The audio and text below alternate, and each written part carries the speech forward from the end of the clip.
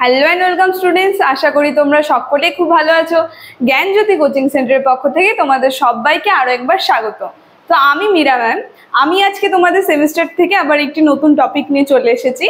আজকে আমি তোমাদের সঙ্গে যেটি আলোচনা করব সেটা হচ্ছে বাংলা থেকে যে টপিকটি, সেটা হচ্ছে শ্রীকৃষ্ণ বিজয়। শ্রীকৃষ্ণ বিজয় যে গ্রন্থটি আছে, এই গ্রন্থটি থেকে আমি আলোচনা করব। এই গ্রন্থটি প্রকাশকাল, বিষয়বস্তু, বিভিন্ন জিনিস সম্পর্কে 7টা টপিক নিয়ে আমি তোমাদের সঙ্গে আজকে আলোচনা করব। আলোচনাটি শুরু করার আগে তোমাদের ছোট্ট করে একটা ইনফরমেশন দিয়ে দিই। বোর্ডের কর্নারে তোমরা দুটো নাম্বার দেখতে পাচ্ছ, এটা হচ্ছে আমাদের জ্ঞানজ্যোতি কোচিং সেন্টারের হেল্পলাইন নাম্বার। এখানে তোমাদের অনলাইনে ক্লাস করানো হয়, তার সঙ্গে তোমাদের নোটসও দেওয়া হয়। তোমরা যদি আমাদের সঙ্গে অনলাইন ক্লাসে যুক্ত হতে চাও এবং নোটস পেতে চাও, তাহলে অবশ্যই নাম্বার দুটির সঙ্গে যোগাযোগ করো। তাহলে আমি আমার টপিকটি শুরু করছি। প্রথমেই বললাম, আজকে আমি তোমাদের সঙ্গে যেটি আলোচনা করব সেটা হচ্ছে শ্রীকৃষ্ণ বিজয়। এই গ্রন্থটি যে আছে, এই গ্রন্থটি সম্পর্কে আলোচনা করব। দেখো, 7টা টপিক আমি এখানে তুলে ধরেছি।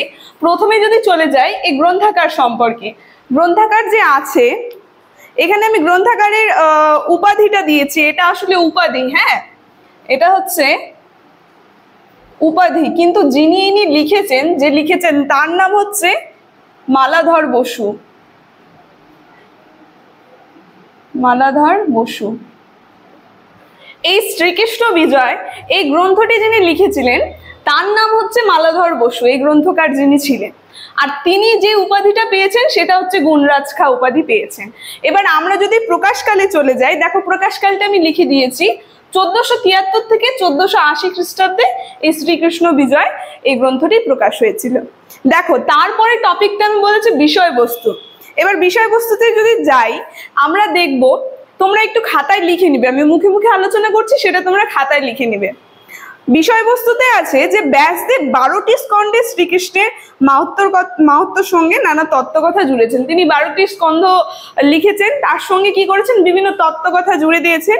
কিন্তু মালাধর বসু যিনি ছিলেন, তিনি একটু ভিন্ন পথে হেঁটেছেন। তিনি কি করেছেন, দশম থেকে দ্বাদশ খণ্ডের অংশ বিশেষ সংক্ষেপে সহজ সরল ভাষায় অনুবাদ করেছেন। তিনি দশম থেকে দ্বাদশ খণ্ডে সহজ সরল ভাষায় অনুবাদ করে দিয়েছেন।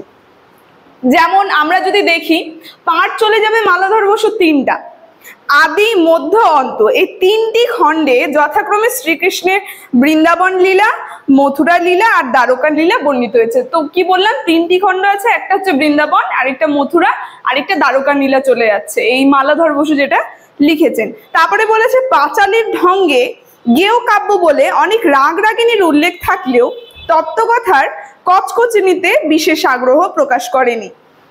আবার দান লীলা, নৌকা লীলা ইত্যাদি ভাগবত বহির্ভূত বিষয়ে অবর্তনা ঘটিয়ে কাব্যখণ্ডগুলিকে সুষমামণ্ডিত করেছেন। তো এটা ছিল বিষয়বস্তুর পাঠ। এবার যদি আমরা দেখি, দেখো তারপরের পয়েন্টটা, যে সফলতার সঙ্গে শিরোনাম নির্ণয়।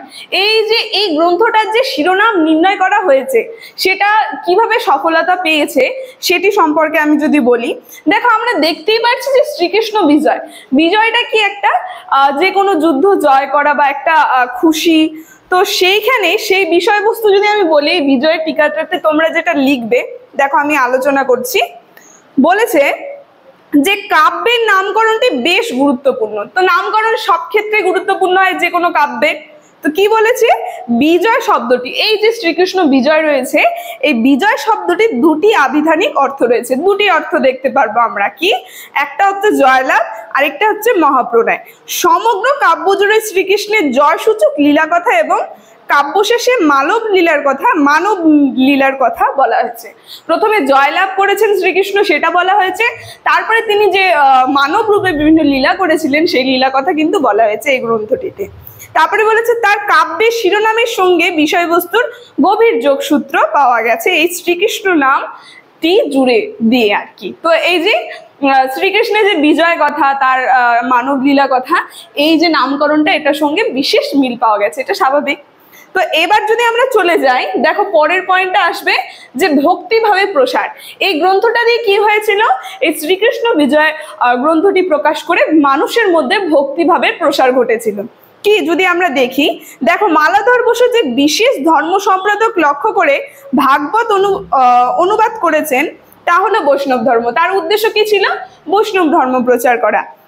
বিশেষ করে তিনি যখন কৃষ্ণকে বলেন যে নন্দের নন্দন মোর প্রাণনাথ, এই কথাটি চৈতন্যদেবের পছন্দের কারণ হয়ে দাঁড়ায় এবং তিনি কবিকে সশ্রদ্ধভাবে কৃতজ্ঞ জানায়। তো এইভাবে চৈতন্যদেব সেই মালাধর বসুকে কৃতজ্ঞ জানিয়েছিল সে একটা লাইনের মাধ্যমে, যে নন্দের নন্দন মোর প্রাণধন, এইভাবে।